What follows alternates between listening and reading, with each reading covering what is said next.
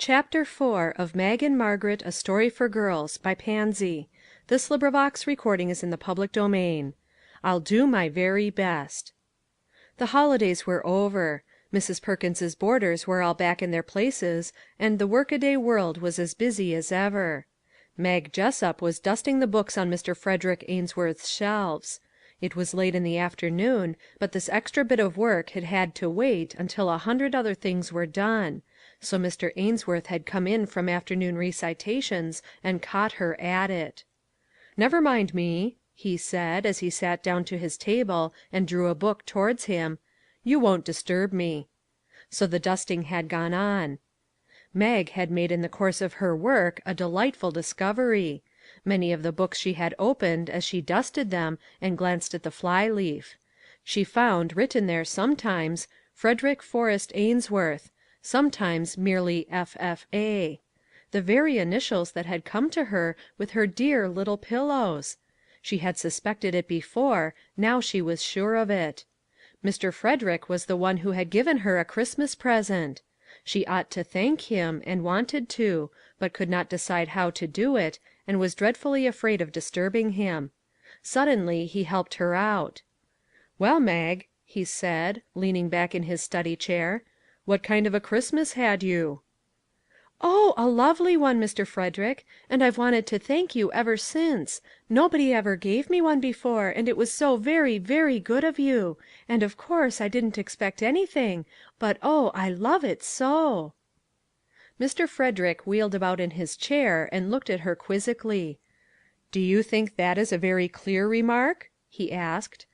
"What am I expected to understand from it? Nobody ever gave you a Christmas before, do you say? And do you possibly imagine that I manufactured this Christmas Day for your benefit?"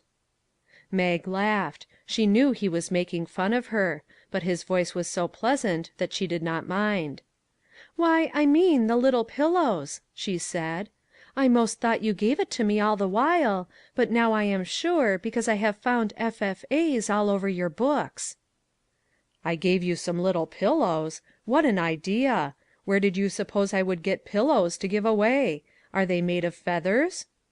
"No, sir," said Mag, gleefully. "Don't you remember the dear little book? That is its name; and I never had a book of my very own before, and so " But Mr. Frederick interrupted her. "What is that? Never had a book before? You don't mean that, of course, Mag. What about your spelling books, and geographies, and all those? Do you mean you never had a story book of your own? Though, if I remember those little pillows at all, I should say there wasn't much story about them." "No," said Mag, shaking her head gravely. "I mean just what I said. I never had a book of my very own before, never in my life. I looked over with Trudie Wallace in reading, and I borrowed Jimmy Smith's speller, and geographies I got chances at when I could. This is my very first book." Frederick Ainsworth had ceased to laugh, or even smile. He was utterly amazed. To reach the age that Mag probably had, and own no books, was to him bewildering. "Upon my word," he murmured at last, rather to himself than to Mag. Then a new thought struck him. "But of course you have a Bible?" "Oh, no, sir," said Mag. "My aunt had a big one with pictures in it, and sometimes on Sunday we looked at it; but I haven't got one of my own, no, indeed. Why, it is a very big book." Mr. Frederick stared at her, saying nothing. His astonishment was too great for words. He thought that everybody had Bibles. His own lay at that moment on a bracket shelf too high for Mag to reach, covered with dust. He had not looked at it for weeks. Never mind, he should consider himself a heathen if he had no Bible. Perhaps this little girl was no better than a heathen. He continued to look at her with a curious, troubled gaze. "Don't you go to Sunday school?" he asked her suddenly. Another theory of his was that everybody of Mag's size ought to go to Sunday school. He used to when he was a little fellow. "Oh, no," said Mag, who had returned to her dusting, and therefore was not embarrassed by the great eyes gazing at her. "I went when I was a little girl" pray, what was she now? "but Mrs. Perkins cannot spare me. All the Sunday schools near here are just at dinner time, and I have to help wait on table on Sundays." "And you don't go to day school either, I suppose? How old are you, Mag?" 13 last month." "Bless me!" said her questioner with a start of amazement, but he completed his sentence with a whistle. Had he put it into words it would have been something like this: "13! I did not think you were 10 yet, upon my honor. What a little runt you are!"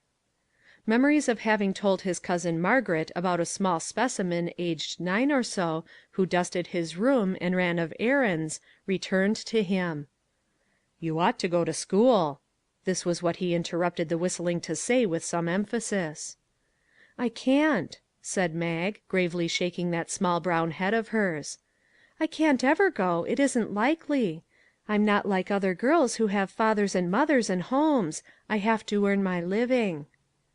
Fred Ainsworth felt a curious sensation in his throat, almost as he felt sometimes at night when the lights were out and he especially missed his mother. What a little mouse it was to be talking about earning her living, and explaining so gravely that she was "not like other girls." It was a great shame, however; something ought to be done for her. "But see here," he burst forth with such energy that Mag was startled and dropped her duster. "You are not going to stay a little girl always, you know, and when you get to be a woman you can earn your living 10 times easier if you have an education. You ought to be studying, at least; even if you cannot go regularly to school. You know how to read, don't you?" "Oh, yes, indeed," she explained. That was why she had liked Little Pillows so much. She read one of the Pillows every night.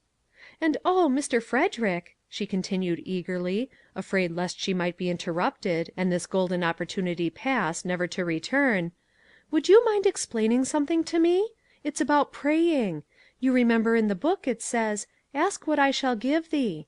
I mean God said that to King Solomon, and the book says that God is the same now, and will give people what they ask for, if it is good for them, and then the little verse at the end of the Pillow says, 'Thou art coming to a King, Large petitions with thee bring, For his grace and power are such, None can ever ask too much.' Now, what I wanted to know was whether it means all sorts of things. I know I can ask God to take care of me, and help me to be faithful, and to remember all the errands, and not to be cross to Miss Annie, or to Norah, or anybody; and I do ask him every night and morning; and it helps, oh, you can't think how much! But I mean other things; things that you want, just dreadfully, you know, and are sure you can't get. Would it be right to pray about them? I haven't got any mother, Mr. Frederick, to ask things of; and I thought you wouldn't mind, since you had been so very kind, and given me the dear book." Did she add that because young Ainsworth hesitated, and felt his face growing red under her earnest gaze? In truth, he was very much embarrassed. It was the first time in his life that anybody had come to him asking questions about prayer, and he felt that not even Mag herself could know less about it than he did. But it was monstrous to let her think that he was too important to answer her questions. He made haste to say something. "I don't believe I'm up on such subjects much, Mag. They don't teach them at our school. However, I believe you are quite safe in praying for anything you choose. Whether you will get it or not is another question; but there certainly can be no harm in asking." "That was what I thought," Mag said, her face aglow with satisfaction. "You see, it tells in the other places about how very much Jesus loves us, and what he did to save us, and how he watches us all night as well as all day; and I thought perhaps he would like to have us just speak out plain and ask for what we wanted very much, and then leave it with him to decide whether or not to give it to us." "Exactly," said Frederick. "That is common sense." Then, having felt that he had given some very good advice, curiosity got the better of his embarrassment, and he added, "Would you mind telling me what other thing it is that you want to ask for?" "Oh, there are ever so many," said Mag, her face flushing again; "but one, the one I want most of anything in the world just now, besides the things that I knew I had a right to ask for, is to go to a meeting that there is away down at the square. They have it every Sunday evening, Janie Jones says, and her father takes her. and they sing just lovely.